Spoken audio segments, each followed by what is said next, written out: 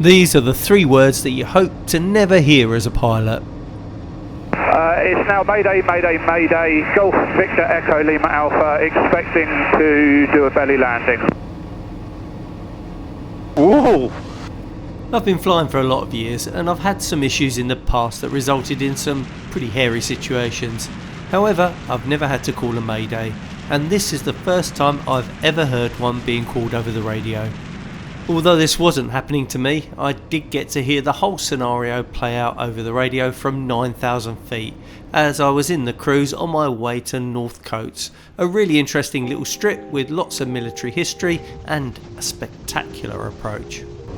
Stick with this one and you can join me as the Mayday unfolds. Andrews Radio, good afternoon, Golf November Juliet, Charlie Zulu. Airfield information, 1 on board for flight to Northcotes and returning today. Okay, here we go. Quite heavy, well in fact it's absolutely full to the brim with fuel at the moment. That wind's pretty much straight down the runway.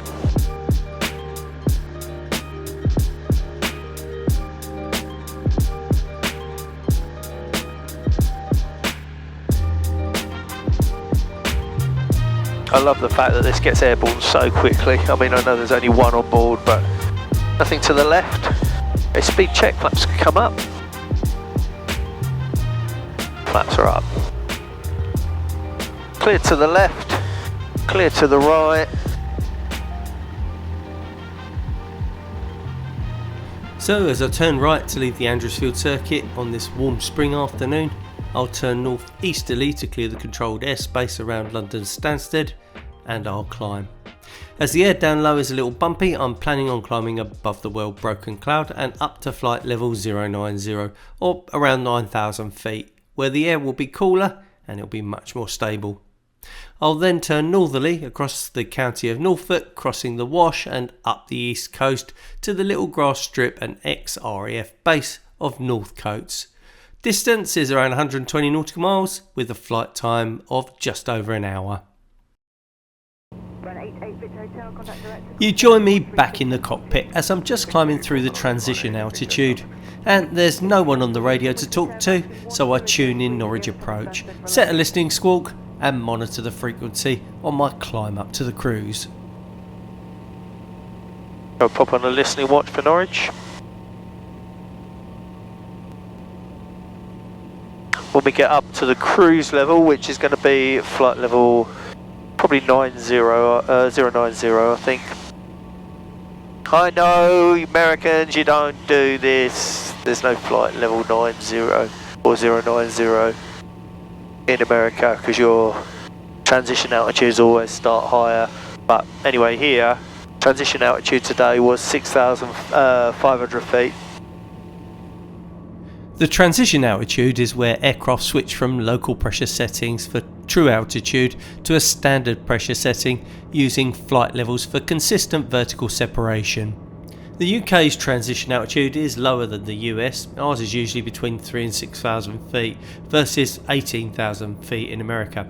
Due to historical air traffic control practices, geographical differences like we've got much lower terrain and a more fragmented European airspace system compared to the vast unified system in the US. I've now levelled off at flight level 090 and I'm settling back for the 40-minute cruise when I hear an aircraft being handed over to Norwich with an issue.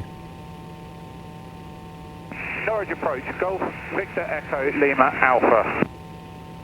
Golf Victor Echo Lima Alpha, Norwich, good afternoon. Basic service on the Norwich QNH 1025. Basic service, QNH 1025, Golf Lima Alpha. Golf Lima Alpha, I understand from D&D that you have no gear and you wish to land at Norwich.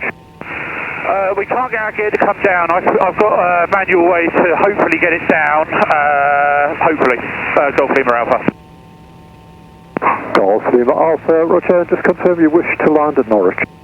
A-firm, land at Norwich, Golf Lima Alpha. Golf Victor Echo Lima Alpha, you cleared at the Norwich controlled airspace, VFR to position left base for runway 27. Clear cleared into Norwich airspace, VFR, left base for runway 27, Golf Lima Alpha. Golf Lima Alpha, correct. Check your circuit breakers. Ooh, emergency! Norwich, Ryanair 70 Yankee Delta. Norwich to be pleased at that, blocking their runway potentially. Station call Norwich radar, take any call sign, pass message. Yes, it's Ryanair 73 Yankee Delta. We heard about the bang traffic, about the landing gear. I would like just to give you a suggestion that maybe resetting the circuit breaker affecting the landing gear, it might solve the problem. Just a suggestion. The Ryanair aircraft called Norwich, sorry, I didn't get what you were saying there. Okay, disregard. I heard the suggestion. I think it was pull and cycle the breaker. We've tried that. Golf Lima Alpha. Golf Lima Alpha, Roger. So, wonder if this is going to get resolved or not. Golf Victor Lima Alpha. You said earlier you may be able to resolve the gear issue. Is there anything we can do? We've cranked it down manually. We believe it's down a lot, but I've got no greens. What I was hoping to do was when we come in is if we could overfly the runway, if somebody could visually have a look at whether it looks down before we do a circuit to come into land. Golf Lima Alpha, Roger, that's copy. I don't know about retractable landing gear on small aircraft like these. I mean, I've had a couple, and every single one I've had issues with. We had a Piper Arrow, which is just a retractable version, slightly more powerful version of the PA-28, and that was a fairly new aircraft and still had problems with it. We used to have endless problems with the squat switch or the little contact switch that told you whether the gear was down and locked. Golf Victor Echo Lima Alpha, request QFE at Norwich. Yeah, we used to have problems with the, they always got a bit of muck in it, and you never know. I mean, it come up with like 2 greens and stuff like that. Oh, we've had so many issues with landing gear on light aircraft. I don't know if they're worth it. You know, the speed advantage, yes, it gives you something a bit more complex and another lever to play with. And maybe the aircraft looks a bit smarter, I don't know. But actually, I don't know, I just don't know if it's worth it. They're more expensive to maintain, more potential for things to go wrong. Anyway, let's hear how this guy gets on. Golf Lima Alpha, airfield is in sight. Golf Lima Alpha, Roger, contact Norwich Tower 124.255. Contact Norwich Tower 124.255, Golf Lima Alpha, thanks for your help. Golf Lima Alpha. So we'll just switch over to listen to their tower. Norwich Tower, Golf Lima Alpha. Golf Lima Alpha, Norwich Tower, low, report final for runway 27. We're expecting you to do a flyby, is that right? A-firm will report on final for flyby, Golf Lima Alpha. We've got the binoculars out, we're keeping a lookout for your undercarriage. Thank you, Golf Lima Alpha. Golf Lima Alpha, runway 27, you are cleared low approach. The wind is 120, 2 knots. Cleared low approach, Golf Lima Alpha, runway 27. Expect a right-hand circuit. Right-hand circuit, Golf Lima Alpha. It's the nose gear in particular we're concerned about, Golf Lima Alpha. Okay, we're just having a look as you go past. Yeah, your nose wheel is not fully deployed, it is a little bit back. Oh. Going around, Golf Lima Alpha. Golf Lima Alpha, roger. It's now Mayday, Mayday, Mayday, Golf Victor Echo Lima Alpha, expecting to do a belly landing. Whoa! Golf Lima Alpha, acknowledge Mayday. Would you prefer the grass strip or the runway? Prefer the grass strip. We have about 180 litres of fuel on board. Golf Lima Alpha, that's copied. Golf Lima Alpha, I have some information from James Andrews, if you want me to pass it up to you. Go ahead, Golf Lima Alpha. Confirmed the gear lever has been down and selected. Gear is down, has been down and selected. Roger. And Golf Lima Alpha, you need to hand crank 29 times the manual undercarriage lever. And that should take it to a full lock. I can't get it to do 29, but I've done full lock. Okay, that's copied. So can you just confirm, will the handle go any further at all, or is it full? I cannot physically move it any further. Okay, that was his best advice, I'm afraid. Okay, we'll have a go at landing and hope for the best. Thank you for your help. Well, let's see how we go. Oof. Poor guy. I mean, that's quite a dilemma, isn't it? I'm going to change to the tarmac purely because I'm more comfortable doing that. Golf Lima Alpha. So you're going to the runway now, confirm? Confirm, runway, Golf Lima Alpha. Good luck, guys. Golf Lima Alpha, the runway is yours, the wind is 220, 4 knots. You are clear to land. Clear to land, runway 27, Golf Lima Alpha. Thank you for your help. Good luck, mate. I feel pretty useless sitting up here. Don't know what's going to go on. First time I've ever heard a Mayday while I'm in the air. Fire station are coming. Fire services are coming to you now. Cannon 1058. Cannon 1058 tower. Just a triple check, are they okay? Yep, everything okay. Obviously then we don't have a fire cat at the moment. Yeah, we understand. It's not about us. We just were thinking about them. So, well done. Nice landing. Thank you. Yep, we did really well there. Nice one, fellas. Well done, guys. I'll hopefully get something, some pictures or something to go with this, but that's so nerve-wracking. I'm sitting up here listening to it, and I know it's a gear up, but anything can go wrong with a wheels up landing.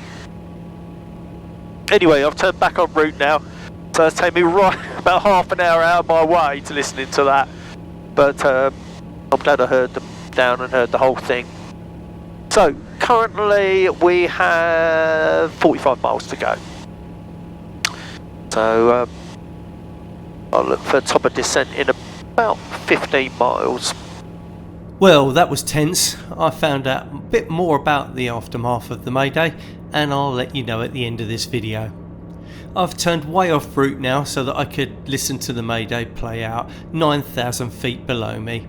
I'm now going to route direct from my current position to Northcotes, which will require not only a longer sea crossing, but will take me through a listed ATA or aerial tactics area, a marked piece of airspace that the military use for dogfighting, usually in typhoons. However, as it's the weekend, it's not active.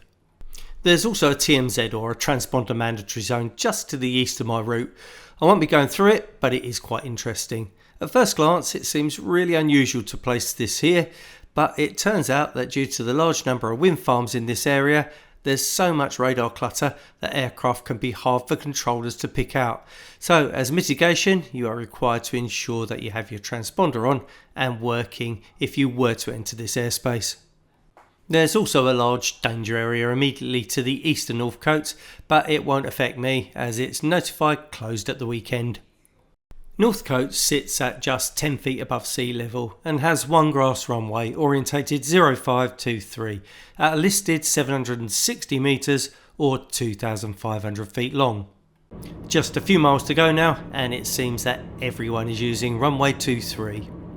I enter the overhead, descend onto a left-hand downwind, then fly over the sand flats and position for a 1 mile final. I must admit, with the sun out, the final approach is spectacular, flying across the flats, then over a field full of pungent rapeseed which I can smell in the cabin, and touch down, and then I taxi in to the parking area and I park up. Northcote's airfield, located in Lincolnshire, was established during World War I as a Royal Flying Corps landing ground. It became more prominent in World War II as a coastal command base, playing a key role in anti-shipping operations against German forces. During the Cold War, it was home to Bloodhound surface-to-air missiles. The RAF left in the late 80s and the site is now used by the Northcote's Flying Club. The original RAF base is now private housing and some wartime buildings still remain. The club preserves the site's aviation heritage through a small on-site museum, which I found very interesting. I've had a great afternoon and can highly recommend a visit to this lovely little strip, but it's now time to go home. I depart on runway 23, the same one I landed on, and I retrace my route without the Norwich diversion all the way back to Andrewsfield. So it just leaves me to tell you what I found out about the Mayday aircraft. When putting this video together, there was no published report, so everything has been taken from what's available on the web. Golf Victor Echo Lima Alpha, or Golf VELA, is a Siam Marchetti S208, a 5-seat Italian-built all-metal complex single. According to Flight Radar 24, the flight originated at Western Echo Golf Bravo Tango, and although I'm not sure of the original destination, it seems they descended and were manoeuvring in the old Buckingham Airfield area, which is where they possibly selected gear down and found the issue. Anyhow, they ended up calling a pan via the D&D cell on 121.5 and then diverted to Norwich with its 1800 metre or 6,000 foot runway and all the emergency equipment. The two occupants were uninjured and the aircraft appeared lightly damaged. 2 commercial flights were diverted and the runway remained closed for most of that afternoon as the aircraft was recovered. This aircraft has recently been up for sale, however I don't know if the pilot in command was the new owner or not.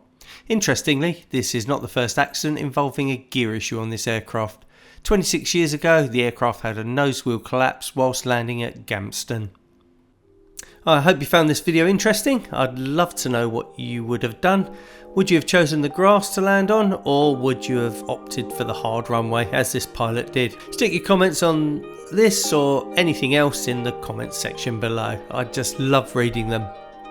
Thank you so much for watching. Fly safe and Shortfield out.